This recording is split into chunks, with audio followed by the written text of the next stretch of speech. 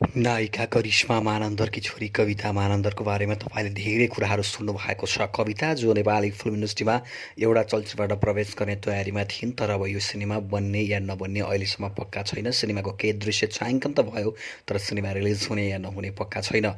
तर पनि कविताको चर्चा सधैँ हुने गर्छ। सेलिब्रेटीको सन्तान भइसकेपछि मिडियाको लाइमलाइटमा रहनु सामान्य कुरा हो। कविता पनि सधैँ त्यसरी नै लाइमलाइटमा रहिरहेकी छन्। कवितालाई ठुलो पर्दामा हेर्न चाहने दर्शकहरूको सङ्ख्या पनि ठुलो छ, किनकि करिश्मा मानन्दर जसले नेपाली फिल्म इन्डस्ट्रीमा एउटा राम्रो क्रेज बनाएकी छन्, एउटा राम्रो युग बाँचेकी छन् उनी नेपाली फिल्म इन्डस्ट्रीमा। त्यस कारणले गर्दा पनि करिश्मा मानन्दरको युग अहिले छैन, तर पनि करिश्मा मानन्दरकी छोरी कविता मानन्दरले ठुलो पर्दामा कस्तो कमाल गर्नेछिन् भन्ने प्रतीक्षा आम दर्शकमा छ। आदरणीय दर्शक, तपाईँलाई थाहा नै छ कविता मानन्दरले अभिनय गरेको सिनेमा रिलिज हुने नहुने पक्का छैन, किनकि यो फिल्म कम्प्लिट भएको छैन।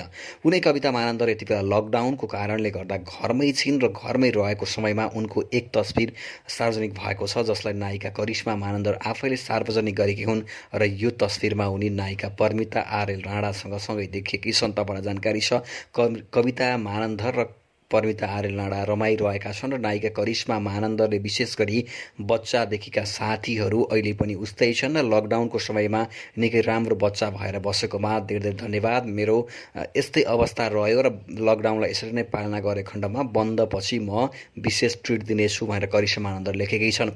हामीले करिश्मा मानन्दरको स्टाटसभन्दा पनि कविता र परमिताको सम्बन्धको बारेमा चर्चा गर्न खोजेका हौँ, किनकि परमिता आर्यल राणा पनि नेपाली फिल्म इन्डस्ट्रीमा राम्रै सफलता हासिल गरिरहेकी नायिका हुन्, जसले अभिनय गरेका सिनेमाहरू चर्चामा रहेका छन्। तपाईँलाई थाहा नै छ, तपाईँले परमिताका सिनेमाहरू पनि हेर्नु भएको छ होला। र परमिता आर्यल राणा र कविता मानन्दर बच्चेदेखिका साथी हुन्, उनीहरूसँगै स्कुल पनि पढेका हुन्। तपाईँलाई जानकारी गराउँ, उनीहरूसँगै स्कुल पढ्दा नायक अनमोल केसी पनि उनीहरूसँगै पढ्थे र अनमोल परमिता र कविता साथी हुन् भन्दा फरक पर्दैन। तर लकडाउनको समयमा विशेष गरी कविता मानन्दर र परमिता आर्यल राणा एकसाथ देखिएका छन् र उनीहरू बच्चादेखिको साथी हुन् र लकडाउन यसरी बिताउन पाउँदा निकै खुसी देखेका छन्। परमिता आर्यल राणाले पनि सामाजिक सञ्जालमा विशेष गरी स्टाटस लेख्दै कवितासँगको तस्विर सेयर गरेकी छन्, जहाँ यिनीहरू दुईजना मेकअपको बारेमा पनि कुरा गरिरहेका छन्, मेकअप पनि सिकिरहेका छन्। परमिता आर्यल राणाले पनि त्यो कुरा लेखेकी छन्। दर्शकबिन तपाईँलाई जानकारी गराउँ, बच्चेदेखिका यी साथीहरू अमेरिकामा कविता मानन्दर बस्न थालेपछि उनीहरूको भेटघाट पहिला जस्तो बाक्लो थिएन, तर पनि लकडाउनले नजिक बनाइदिएको छ र नजिक भएका छन् र उनीहरू एकसाथ समय बिताइरहेका छन्। परमिता आर्यल राणा जो नेपाली फिल्म इन्डस्ट्रीकै एकजना सफल नायिका हुन् भन्दा फरक पर्दैन, तर विवादास्पद विभिन्न खालका घटनाहरूले गर्दा उनलाई चर्चामा पनि ल्याइराखेको छ।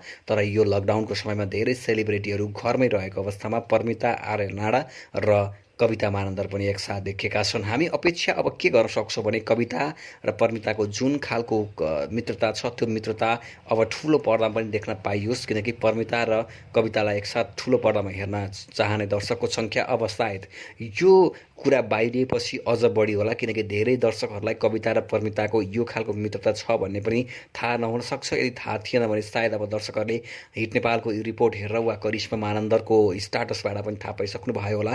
र अब परमिता र कवितालाई एकसाथ सिनेमाको पर्दामा देख्न पाइयोस् र अब त्यसमा नायक अनमोल केसी हिरो भयो भने त सुनमा सुगन्ध नै हुने थियो। यो हाम्रो अपेक्षा मात्र हो। यो अपेक्षा पुरा होला या नहोला त्यो भोलिको दिनमा थाहा हुने कुरा हो। तर पनि लकडाउनको समयमा दुईजना यति बेला भने गजबले समय बिताइरहेका छन्, यो भने निकै सुखद कुरा हो। तपाईँलाई परमिता आर्यल राणा र कविता मानन्दरको जुन दोस्ती छ, यो दोस्तीलाई के भन्नुहुन्छ र उनीहरूले मेकअप कस्तो गरे, तपाईँलाई के लाग्छ? हिट नेपाल छिटो छिटोको रिपोर्टमा तपाईँले प्रतिक्रिया दिन सक्नुहुन्छ र कविता मानन्दरको सिनेमा हेर्नको लागि तपाईँ कति आतुर हुनुहुन्छ?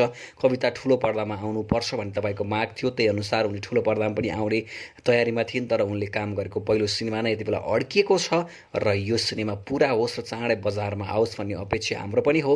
तपाईँको पनि त्यो अपेक्षा होला। कविता मानन्दर जसले करिश्मा मानन्दर जस्तै नेपाली फिल्म इन्डस्ट्रीमा एउटा युग बाँच्न आवश्यक छ, किनकि कविताले त्यो खालको एउटा इतिहास बनाउन आवश्यक छ। हाम्रो आवश्यकता भन्दा पनि दर्शकको चाहना यो हो र त्यो चाहना पुरा होस् हाम्रो अपेक्षा छ। तपाईँ कविता मानन्दरलाई के भन्नुहुन्छ र परमिता र कविताको यो मित्रतालाई के भन्नुहुन्छ? कृपया तपाईँले हिट नेपालको रिपोर्टमा प्रतिक्रिया दिन सक्नुहुन्छ। आदरणीय दर्शकबिन, लकडाउन बिस्तारै खुकुलो बनिरहेको छ, मानिसहरूको आवाज बाक्लिएको छ, तपाईँ पनि आवाज गरिरहनु भएको होला, यताउति कुदिरहनु भएको होला।